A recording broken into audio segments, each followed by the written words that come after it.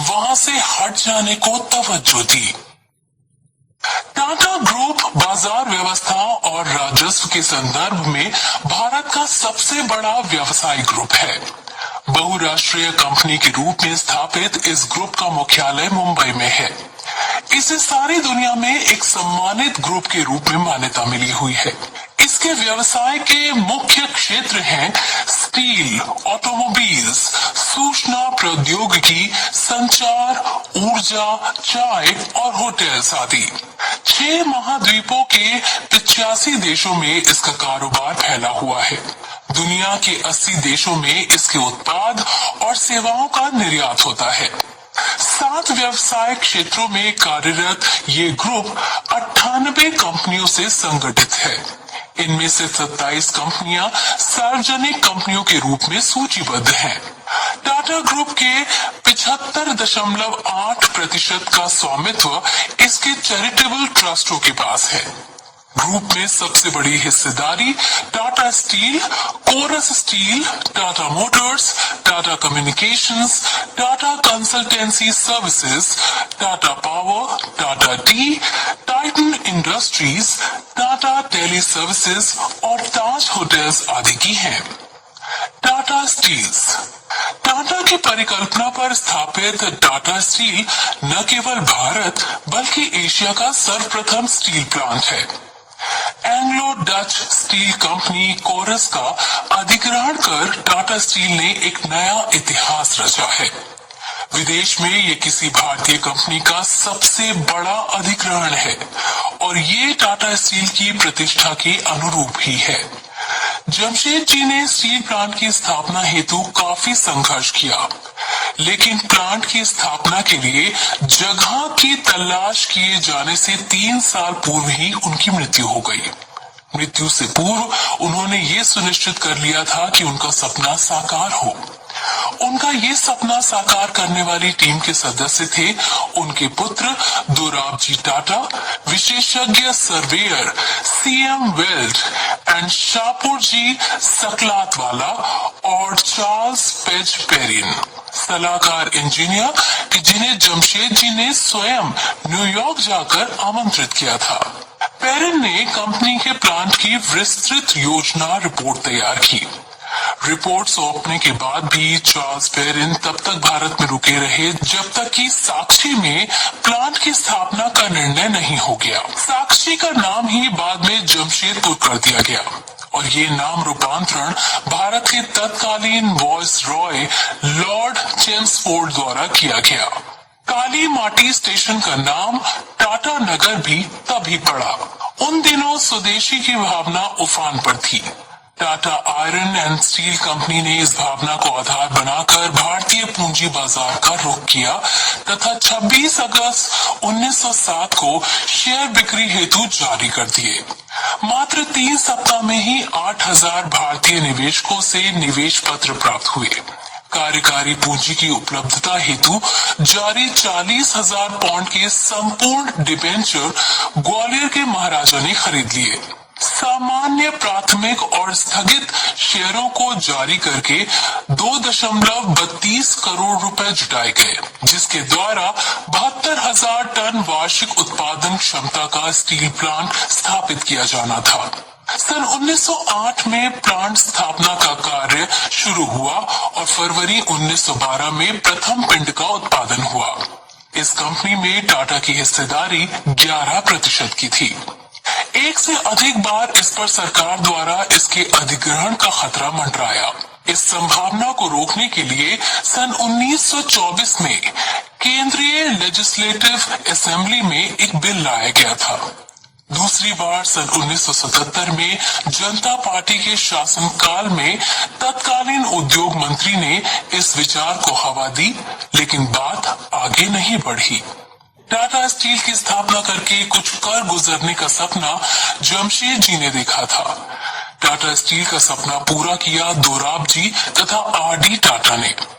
लेकिन जेआरडी टाटा वे व्यक्ति थे कि जिन्होंने टाटा की परिसंपत्तियों को 62 करोड़ से बढ़ाकर सन 1990 में 10,000 करोड़ तक पहुंचा दिया। जेआरडी में आदमी परखने और नेतृत्व विकसित करने की नैसर्गिक प्रतिभा थी। उन्होंने रूसी मोदी जैसे एक उत्कृष्ट मैनेजर को आगे बढ़ाया और बाद में महत्वपूर्ण पद पर प्रतिष्ठित किया। मोदी ने विपणन संचालन के कार्य में सुधार किया और निर्यात प्रकोष्ठ का गठन किया। उन्होंने जी ब्लास्ट फर्नेस की स्थापना की, जो सन 2004 के राष्ट्रीय रिकॉर्ड के अनुसार टाटा स्टील का सबसे बड़ा ब्लास्ट फर्नेस था। जेआरडी टाटा के उत्तराधिकारी रतन टाटा ने रूसी मोदी से स्टील कंपनी के चेयरमैनशिप का कार्यभार सन 1992 में संभाला। उदारीकृत भारतीय अर्थव्यवस्था के कारण कंपनी की प्रतिस्पर्धा मुख्यतः कीमतों को लेकर थी, अतः उस समय टाटा स्टील की अवस्था अच्छी न थी। 1990 के उत्तरार्ध में मैकिंजी रिपोर्ट में टाटा स्टील को स्टील व्यवसाय से किनारा कर लेने की सलाह दी गई, लेकिन इसके विपरीत जो हुआ वो सबकी आंखें खोल देने वाला सिद्ध हुआ। कंपनी में युगांतरकारी परिवर्तन किए गए। उन्नत और आकर्षक योजनाओं द्वारा कंपनी ने कर्मचारियों की अधिकता से छुटकारा पाया और कर्मचारियों की संख्या 78,000 से घटकर 43,000 रह गई। ये लक्ष्य औद्योगिक सद्भाव को हानि पहुंचाए बगैर हासिल कर लिया गया। कंपनी ने कई कम महत्व के इतर व्यवसायों से अपने आप को अलग कर लिया। मुख्य जोर स्टील की गुणवत्ता बनाए रखने के साथ खर्चों में कमी, उन्नत तकनीक से कीमतों को प्रतिस्पर्धी स्तर तक लाना था। इसी दरमियान एक कोल्ड रोलिंग मिल की स्थापना हुई। सन 2001 में बी मुथुरामन ने जे ईरानी की जगह कंपनी के प्रबंध निदेशक का पदभार संभाला। सन 2001-2002 में स्टील की कीमतों में भारी उतार के बावजूद टाटा स्टील दुनिया की उन 5 स्टील कंपनियों में थी जिसने लाभ अर्जित किया। बाद के वर्षों में ब्रांडेड उत्पादों और रिटेल के जरिए उल्लेखनीय सफलता दर्ज की गई। पिछले कुछ वर्षों के दौरान कंपनी ने कई अधिग्रहण किए। इनमें कोरस स्टील का अधिग्रहण एक ऐतिहासिक घटना है। जो कंपनी पहले स्टील उत्पादन में 56वें पायदान पर थी, वो अपने 100वें वर्ष में दुनिया की 6ठी सबसे बड़ी स्टील उत्पादक कंपनी बन गई है। आने वाले वर्षों में भी ये काफी तरक्की करेगी। टाटा केमिकल्स। टाटा केमिकल्स की स्थापना सन 1939 में हुई। विदेशी निर्माता से आयातित टर्बो जनरेटरों की इसकी पहली खेप उन दिनों जारी द्वितीय विश्व युद्ध की भेंट चढ़ गई और समुद्र में डूब गई। इसके बाद इसकी अगली खेप किसी तरह बंबई पहुंची, लेकिन कंपनी के शुरुआती वर्ष अच्छे नहीं रहे। स्थापना कार्य से लेकर उत्पादन कार्य तक कंपनी को तमाम कठिनाइयों का सामना करना पड़ा। इसका सबसे लाभदायक व्यवसाय सोडा ऐश का उत्पादन होता, लेकिन तब इसके उत्पादन की तकनीक उस समय दुनिया के सिर्फ 6 कंपनियों के पास थी, लेकिन टाटा केमिकल्स ने स्वयं इसका फॉर्मूला तैयार कर लिया। दूसरा कार्य था कम से कम 400 टन दैनिक का उत्पादन। एक केमिकल इंजीनियर दरबारी सेठ ने जेआरडी के सामने केमिकल संयंत्र की पूरी रूपरेखा रखी। जेआरडी ने उससे सहमति जताते हुए इंजीनियरिंग, फैब्रिकेशन और नई मशीनों के मीठापुर में संस्थापन की जिम्मेदारी उसे सौंप दी। दरबारी सेठ तथा उसकी टीम ने रात दिन कार्य करके संस्थापन का कार्य पूरा किया तथा साथ ही साथ उन सबका एक साथ कार्य करना भी सुनिश्चित किया। संयंत्र तैयार होते ही 400 टन प्रतिदिन उत्पादन का लक्ष्य देकर उसके संचालन का जिम्मा भी उसी टीम को सौंप दिया गया। पहले पखवाड़े में ही संयंत्र से उत्पादन 545 टन प्रतिदिन तक जा पहुंचा। आज टाटा केमिकल्स लिमिटेड दुनिया में दूसरा सबसे बड़ा सोडा ऐश उत्पादक है। इसकी उत्पादन इकाइयां भारत के अलावा ब्रिटेन, केन्या तथा अमेरिका आदि देशों में है। कंपनी इसके अलावा sodium bicarbonate, sulphuric acid, sodium tripolyphosphate का भी बड़े पैमाने पर उत्पादन करती है। इसके अलावा टाटा केमिकल्स लिमिटेड भारत में यूरिया एवं फास्फेट खादों का सबसे बड़ा उत्पादक है। यही नहीं, भारत में आयोडीन युक्त ब्रांडेड नमक का भी सबसे बड़ा उत्पादन करता है। सन 2030 में टाटा केमिकल्स ने हिंदुस्तान लिवर केमिकल्स का नियंत्रण प्राप्त कर लिया, जो कि फास्फेट वर्ग में पश्चिम बंगाल, बिहार और झारखंड में सबसे आगे है। हिंदुस्तान लिवर केमिकल्स का कारखाना हल्दिया में तथा टाटा केमिकल्स के कारखाने मीठापुर गुजरात एवं बबराला यानी उत्तर प्रदेश में है। बबराला में इसका नाइट्रोजन खाद उत्पादन हेतु एक संयंत्र भी प्रगति पर है।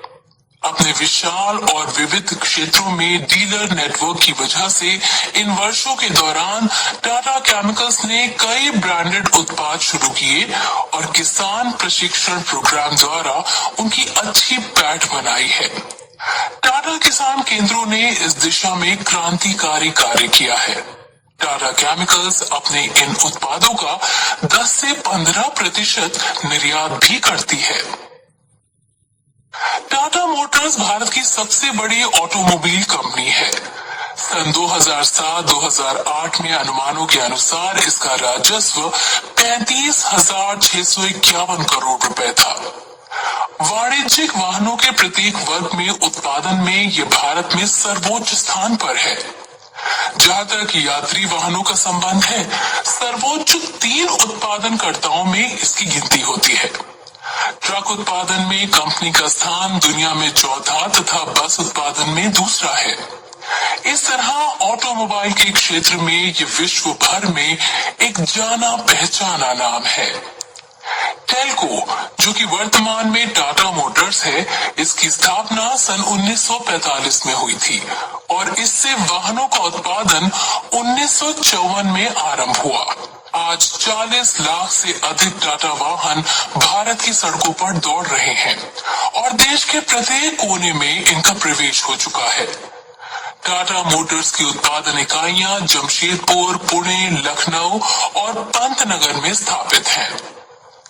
सन 1998 में रतन टाटा ने पहली भारतीय कार के नाम से प्रसिद्ध इंडिका को कई वर्षों की मेहनत और रिसर्च के बाद बाजार में उतारा। उसकी ब्रांड इंडिगो तथा एक के बाद एक कई अन्य नाम से कारों का उत्पादन शुरू हो गया तथा कई देशों को इनका निर्यात भी होने लगा। सन 2004 में टाटा मोटर्स ने दक्षिण कोरिया की डेब्यू कमर्शियल व्हीकल कंपनी का अधिग्रहण किया। ये दक्षिण कोरिया की दूसरी सबसे बड़ी ट्रक निर्माता कंपनी थी। इस तरह से पुनर्संगठित Tata Daewoo commercial vehicle company ने कोरिया के बाजार में कई नए वाहन उतारे तथा अन्य देशों में इनका निर्यात भी शुरू किया। सन 2006 में टाटा मोटर्स ने एक मिनी ट्रक बाजार में उतारा जो काफी सफल रहा। इसकी बाजार में काफी मांग है। फलतः इसका उत्पादन आज 2,50,000 वार्षिक से भी ऊपर पहुंच गया है। सन 2005 में फिएट के साथ संयुक्त उपक्रम के तहत इसने महाराष्ट्र में एक नई इकाई की स्थापना की है, जिसमें फिएट कारों के साथ साथ फिएट पावर ट्रेन्स तथा टाटा कारों का उत्पादन होना है। कर्नाटक के धारवाड़ और गुजरात के साणंद में कंपनी नई इकाइयां लगा रही है। डीलरशिप, सेल्स और सर्विस और स्पेयर पार्ट्स हेतु कंपनी के पास लगभग 3,500 केंद्रों का नेटवर्क है। फिएट ब्रांड की कारों की ये देश में वितरक भी है। सहायक कंपनियों और सब्सिडरी के माध्यम से ये इंग्लैंड, थाईलैंड, दक्षिण कोरिया और स्पेन में भी व्यवसाय का संचालन कर रही है। इनमें से सन 2008 में 2 प्रसिद्ध ब्रिटिश ब्रांडों जैगुआर एंड लैंड रोवर का अधिग्रहण और संचालन भी शामिल है। इससे पूर्व सन 2006 में टाटा मोटर्स ने ब्राजील की मार्को पोलो, जो कि बसों और कोचों के ढांचों के निर्माण में विश्व प्रसिद्ध है, उसके साथ संयुक्त उपक्रम बनाया जो कि भारतीय बाजार और अन्य देशों में निर्यात हेतु पूर्ण निर्मित बसों और कोचों का उत्पादन करेगा। इसी वर्ष कंपनी थाईलैंड की थॉनबुरी ऑटोमोटिव असेंबली प्लांट कंपनी के साथ संयुक्त उपक्रम के रूप में संबद्ध हुई ताकि कंपनी वैन की थाईलैंड में आपूर्ति हेतु उत्पादन और विपणन कर सके। सन 2008 में थाईलैंड में टाटा संयंत्र में जेनॉन पिकअप ट्रक के नाम से ट्रकों का उत्पादन शुरू हो चुका है। अंतर्राष्ट्रीय बाजार में भी कंपनी ने अपनी अच्छी धाक जमा ली है। कंपनी के वाणिज्यिक और यात्री वाहनों का यूरोप, मध्य पूर्व, दक्षिण पूर्व एशिया, दक्षिण एशिया, अफ्रीका और दक्षिण अमेरिका के कई देशों में विपणन हो रहा है। बांग्लादेश, यूक्रेन, केन्या, सेनेगल और रूस में इसके संयुक्त उपक्रम या फ्रेंचाइजी कार्यरत हैं। पिछले 50 वर्षों में कंपनी के विकास का सबसे महत्वपूर्ण कारक है ग्राहक की आवश्यकता और उसकी संतुष्टि। इस हेतु रिसर्च और डेवलपमेंट की सुस्पष्ट परिपाटी रही है। वर्ष 1966 में स्थापित कंपनी के इंजीनियरिंग रिसर्च सेंटर के 2500 विज्ञानियों और इंजीनियरों ने कंपनी के उत्पादन हेतु अद्यतन तकनीकों और उत्पादों के रूप में विशिष्ट सहयोग किया है। भारत में पुणे, जमशेदपुर, लखनऊ के अलावा विदेशों जैसे दक्षिण कोरिया, स्पेन तथा इंग्लैंड में कंपनी के रिसर्च और डेवलपमेंट केंद्र कार्यरत हैं। टाटा मोटर्स ने ही भारत में सर्वप्रथम हल्का वाणिज्यिक वाहन तथा सन 1998 में स्वदेशी यात्री कार इंडिका का निर्माण किया। अपने 2 वर्षों के सफर में ही इसने भारतीय बाजार में अपने वर्ग में महत्वपूर्ण पैठ बना ली। जनवरी 2008 में टाटा मोटर्स ने एक किफायती दाम की सस्ती कार नैनो का प्रदर्शन किया।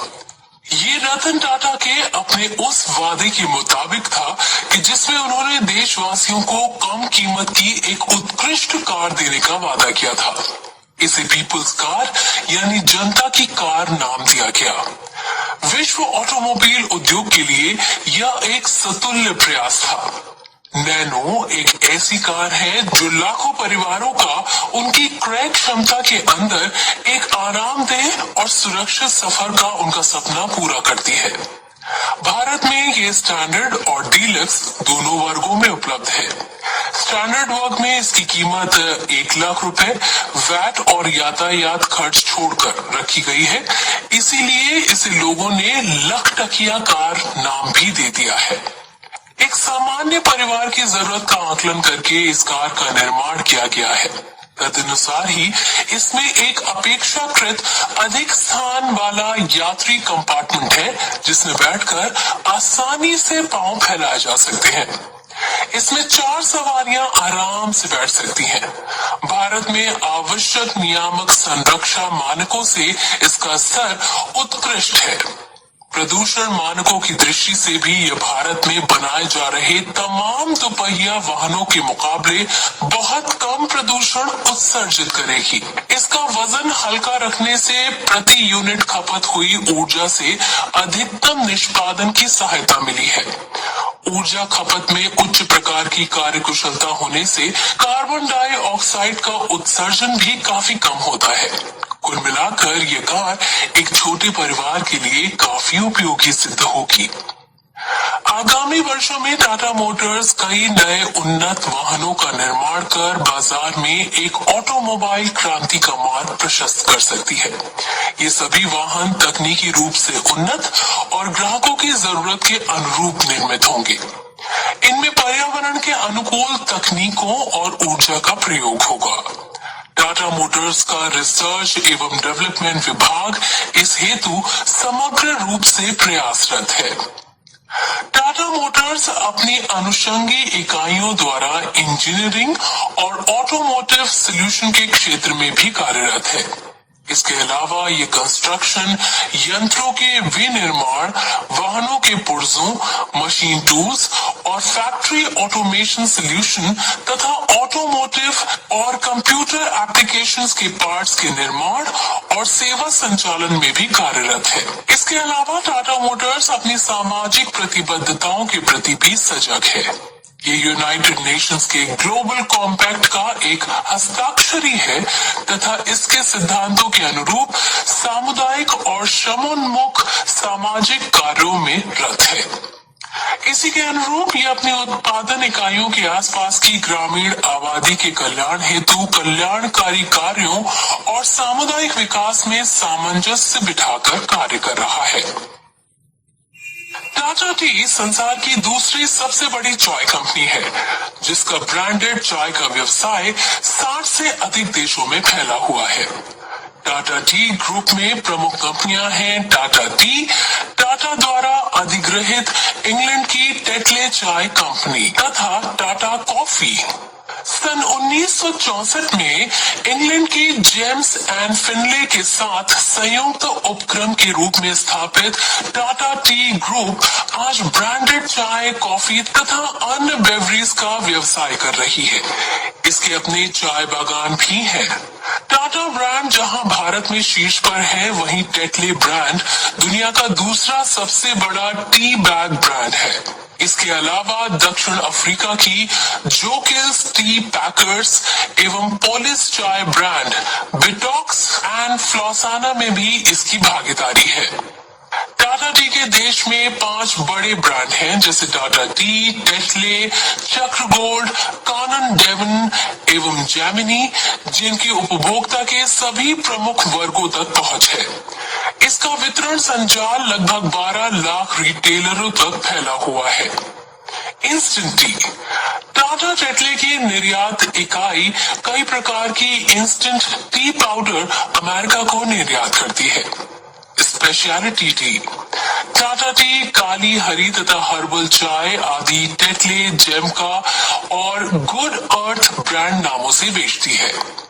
कॉफी टाटा कॉफी सालाना 9000 टन कॉफी का उत्पादन करती है। टाटा का एटो क्लॉक कॉफी ब्रांड अमेरिका का तीसरा सबसे बड़ा कॉफी ब्रांड है। चाय बागान टाटा टी कंपनी के पास भारत भर में लगभग 50 चाय बागान हैं और श्रीलंका के कतिपय बागानों में हिस्सेदारी भी है। इनके अलावा company energy drinks, Himalayan brand mineral water का व्यवसाय भी करती है। टाटा टी के संयुक्त सहयोगी और अनुषंगी उपक्रम निम्नवत हैं। टाटा कॉफी पूर्व में कंसोलिडेटेड कॉफी नाम से प्रसिद्ध ये टाटा टी की अनुषंगी इकाई है। इसके अलावा अमेरिका का तीसरा सबसे बड़ा कॉफी ब्रांड एटो क्लॉक का नियंत्रण भी टाटा टी के पास है। टाटा टी इंग्लैंड आधारित टेटले ग्रुप का कारोबार दुनिया भर में फैला है। इसे सन 2000 में टाटा टी ने अधिग्रहित कर लिया था।